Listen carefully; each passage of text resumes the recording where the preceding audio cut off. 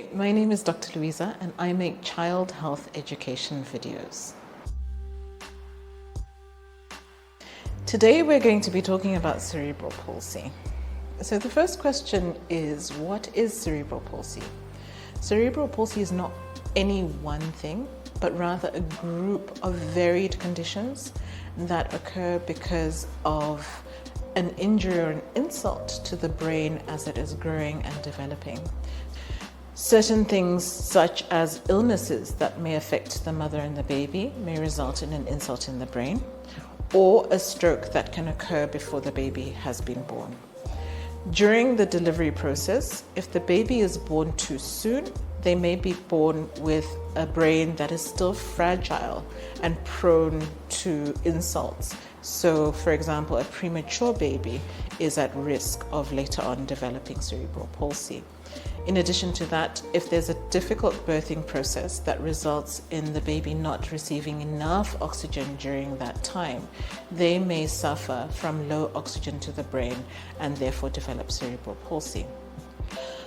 After the baby has been born, they may experience something that is called jaundice, which is where you get an excess of yellow pigment in the bloodstream that can affect the tissues of the body. And when you get very high levels of jaundice, this can affect the brain and result in this insult. In addition to that, if you have a severe infection such as meningitis, it can also result in problems. Or if there has been some kind of trauma that includes non-accidental trauma to the baby that affects the brain, there can be problems as well. The main things that we would see are difficulties with movement or posture in the individual. You can also have a number of associated abnormalities in the individual. So things like difficulty with hearing or seeing as a result of that same insult, or some individuals may develop epilepsy and other problems.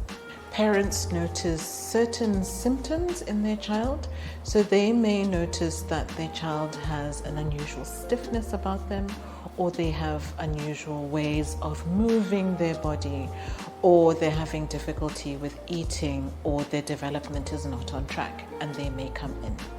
The other way is when family or other people in the community notice that there's something that's a little bit unusual about the way the child is growing and developing, and they encourage the child to be seen by a medical practitioner.